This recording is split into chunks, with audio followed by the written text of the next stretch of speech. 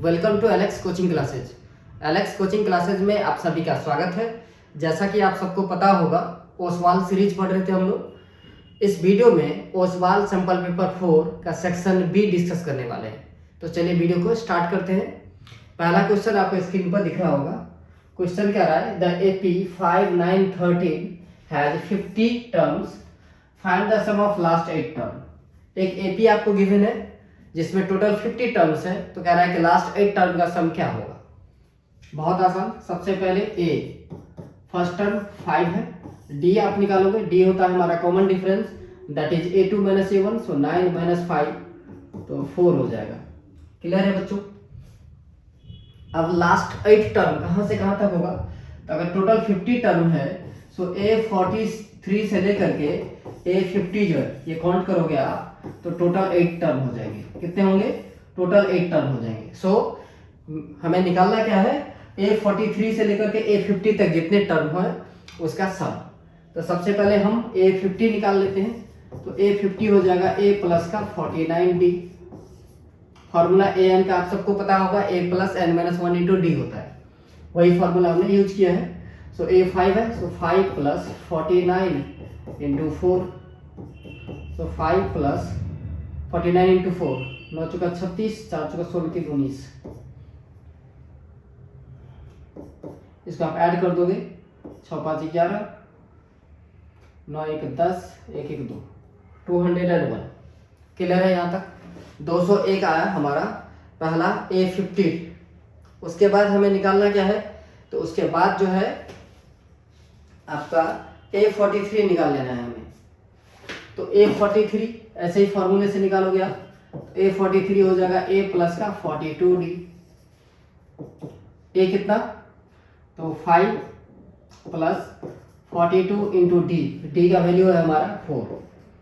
सो 42 को 4 से करोगे तो 5 प्लस 2 जगह 8, 4 जगह 16, 168। दोनों को जोड़ दीजिएगा तो 173। अब Sn का आप सबने एक फॉर्मूला पढ़ा होगा।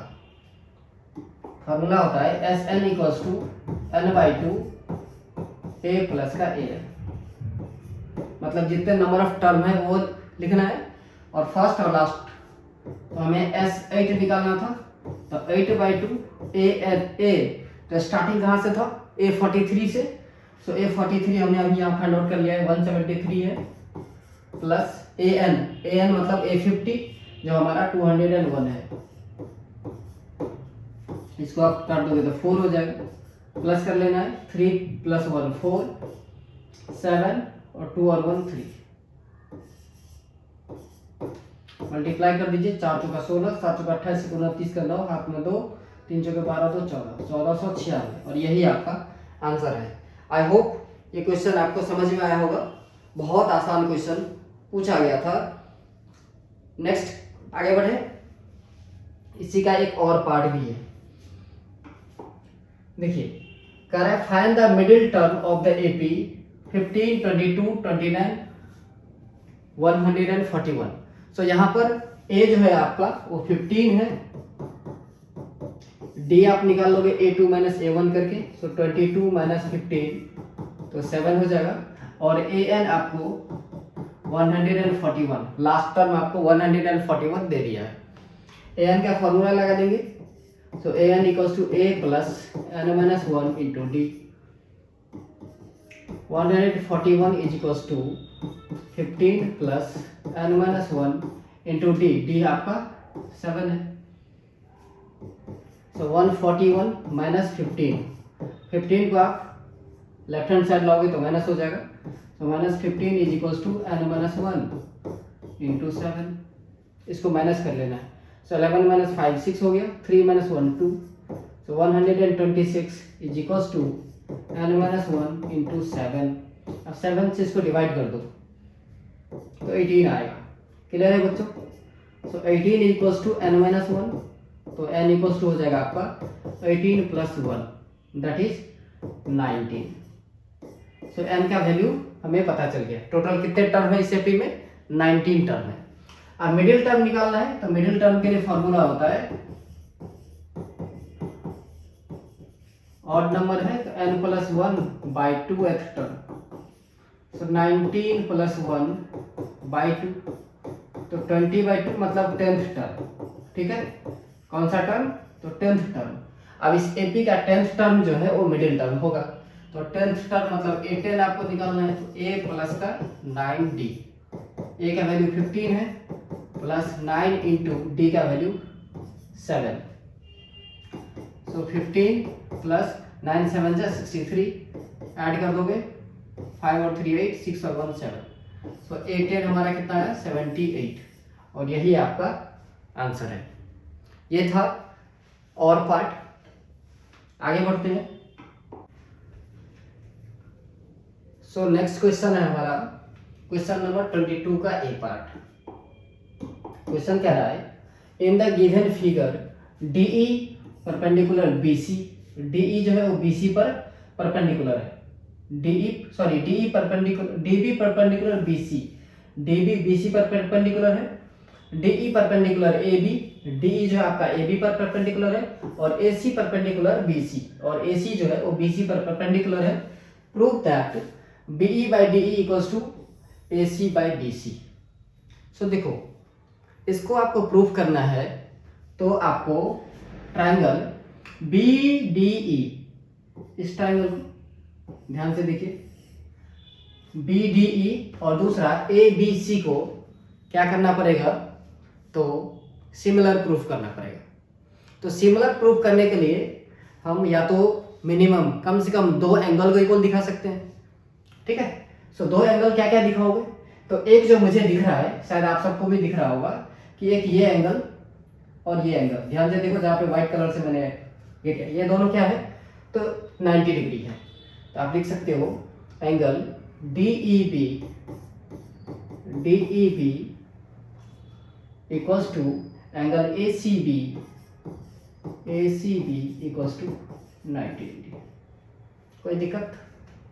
एक एंगल हमने 90 दिखा दिए।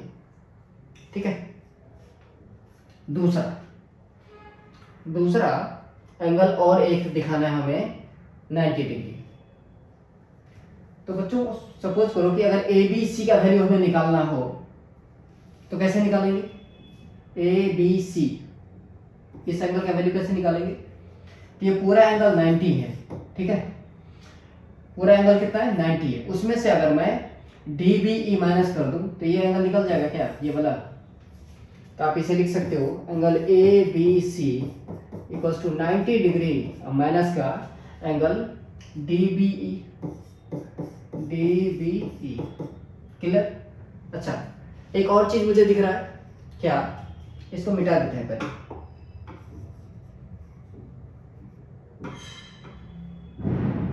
दूसरा देखो, अगर मुझे ये एंगल फाइंड आउट करना हो, ये 90 है, ये एंगल फाइंड आउट करना हो तो क्या कर सकते हैं? उस एंगल का नाम क्या रखोगे? तो एंगल ये है BDE। क्या? BDE इक्वल्स टू हो जाएगा 90 डिग्री माइनस का एंगल DBE। ये एंगल आपको निकालना है, तो ये 90 है।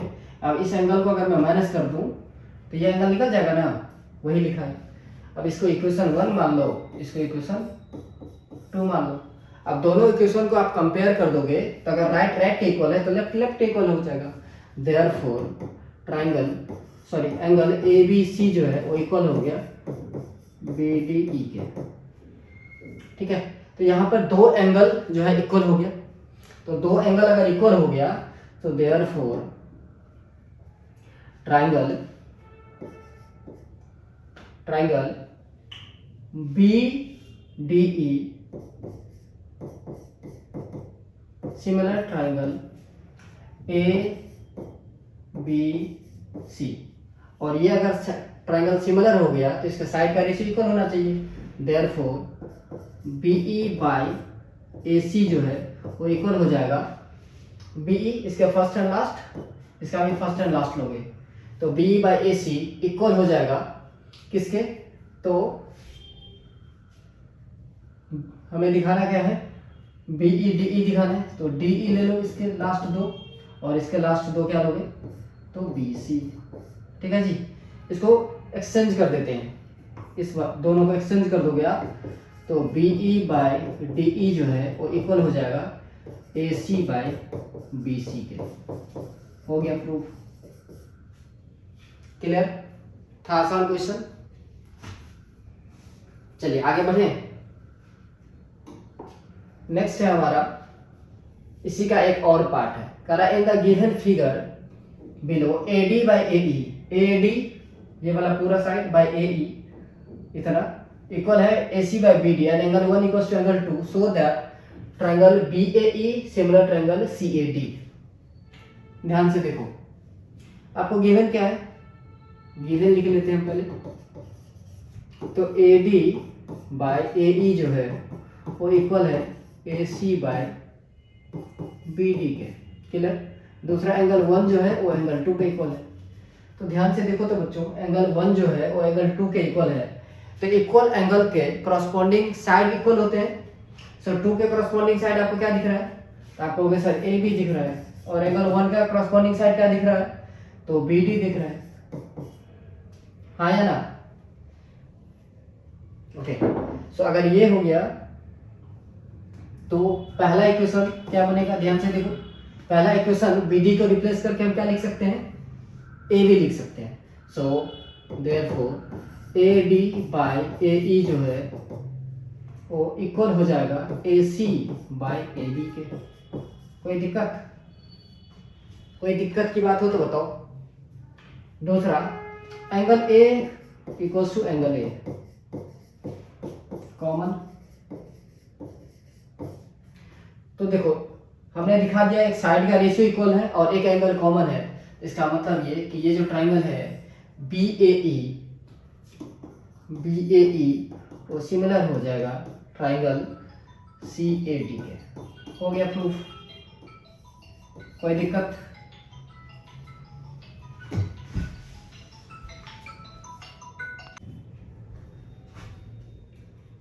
नेक्स्ट आगे बढ़ते हैं। नेक्स्ट क्वेश्चन है आपका, a circle of radius 14 centimetre has an equilateral triangle inscribed in it, find the area of the shaded region between circle and the triangle. जैसा कि ये फिगर आप देख पा रहे होंगे। सो बच्चों गिवन क्या है? Given that radius equals to 14 centimetre. अच्छा, ये स्टार्ट करने से पहले ये शेडेड रीजन का एरिया कैसे निकल सकता है? बहुत आसान है। एरिया ऑफ सर्कल निकाल लेंगे, एरिया ऑफ ट्राइंगल निकाल के माइनस कर लोगे। अब आप कहोगे सर ये जो इक्विलेटरल ट्राइंगल है इसका तो साइड पता ही नहीं है। साइड पता नहीं है ना? अच्छा, तो ये तो रेडियस पता है। तो सपोज कीजिए कि ये इसका सेंटर है, ठीक है? यहाँ से आप इसको, ये आपका रेडियस हो गया, और ये सपोज कीजिए इसका जो साइड है वो A होगा पूरा, लेटिट्यूड A। इक्विलेटरल ट्राइंगल का साइड हम मान लेते हैं कि A है। तो ये क्या, ये हाफ हो जाएगा, मतलब A/2 हो गया ये साइड इतना, और यहाँ पर 90 डिग्री बन रहा है। ठीक, क्या बन रहा है? 90 डिग्री। इसको ध्यान से समझिए। यह है इक्विलेटरल ट्राइंगल, ठीक? ये आपका रेडियस है। क्या है? रेडियस। ये हमने परपेंडिकुलर ड्रॉ कर लिया है। सपोज कीजिए इसका साइड जो है वो A था हमारा, तो ये इसको बाइसेक्ट करेगा तो A/2 हो गया, और ये हो गया आपका 90 डिग्री। ठीक है? अब इक्विलेटरल ट्राइंगल का ईच एंगल 60 डिग्री होता है। सो ये इसको हाफ कर रहा है तो इसका मतलब 30 डिग्री हो गया। तो ये एंगल कितना होगा? आपको होगा सर 60 डिग्री हो जाएगा। क्लियर? कोई दिक्कत? मेरे ख्याल से तो कोई दिक्कत नहीं होना चाहिए आप सबको समझने में, यहाँ तक समझने में। अच्छा, सो ये हमारा 60 हो गया। अब cos 60 डिग्री आप लगा लो, तो cos 60, ध्यान से देखो यहाँ पर एंगल बन रही है परपेंडिकुलर है, सॉरी sin 60 डबल, क्योंकि हमें तो साइड चाहिए ना, रिलेशन उस दोनों में चाहिए। तो sin 60 डिग्री लगा लेते हैं। तो sin 60 क्या हो जाएगा? सामने एंगल बन रहा है ये परपेंडिकुलर, और ये 90 के सामने वाला यहाँ पर इंट्रोड्यूस होगा। ये h है आपका और ये परपेंडिकुलर है। So A/2 by h radius, sine 60 का वैल्यू क्या होता है? आप कहोगे sir √3/2, so √3/2 equals to a/2r। 2 से 2 कैंसिल हो जाएगा। अब क्रॉस मल्टीप्लाई कर दोगे तो a इक्वल्स टू क्या आया? √3r। ये रिलेशन पता चला आपको? साइड जो होगा इक्विलैटरल ट्रायंगल का और √3 टाइम्स ऑफ रेडियस। क्लियर? समझ में आया? यही इससे आप पता कर सकते हो साइड। तो इसको इरेज मैं कर देता हूँ।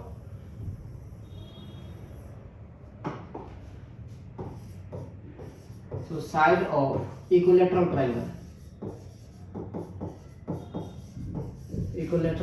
ट्रायंगल, ब्रैकेट में a लिख देते हैं equals to √3r, so 14√3 centimetre. Area of shaded reason,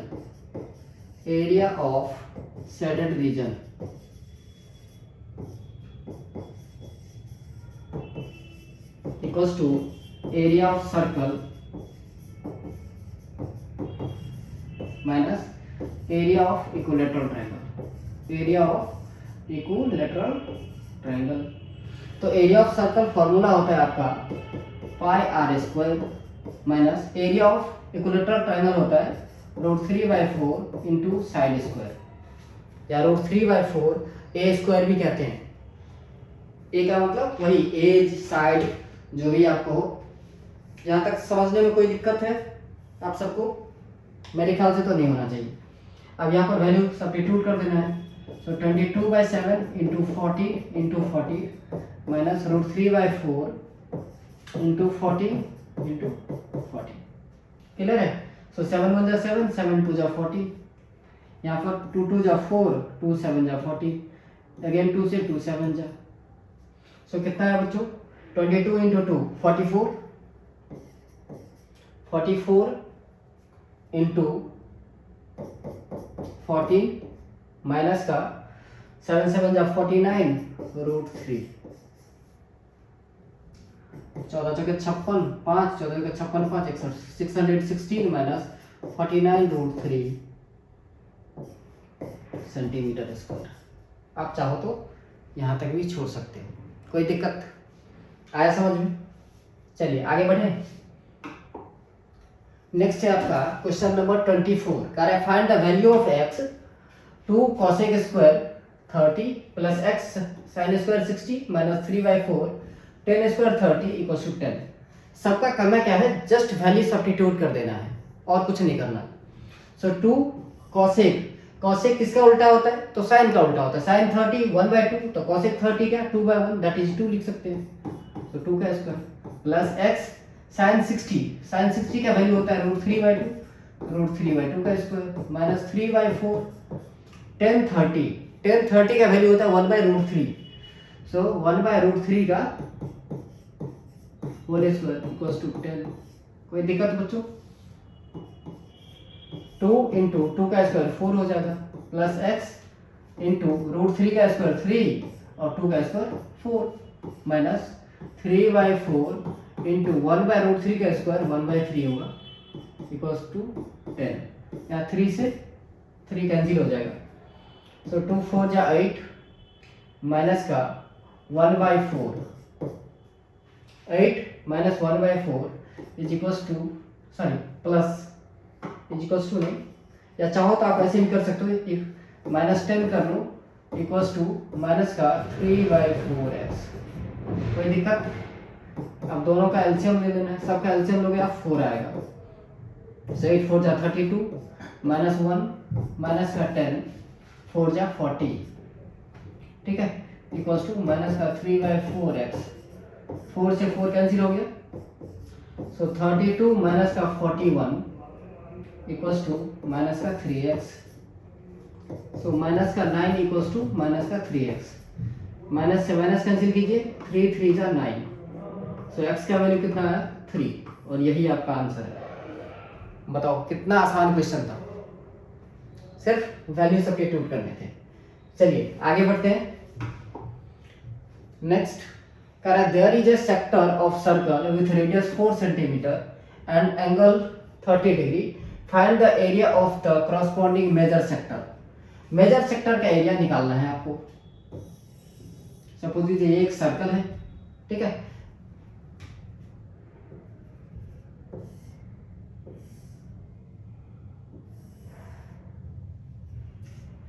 ये आपका 4 सेंटीमीटर, ये भी 4 सेंटीमीटर। हमें एरिया किसका निकालना है? इस वाले पार्ट का, ठीक है।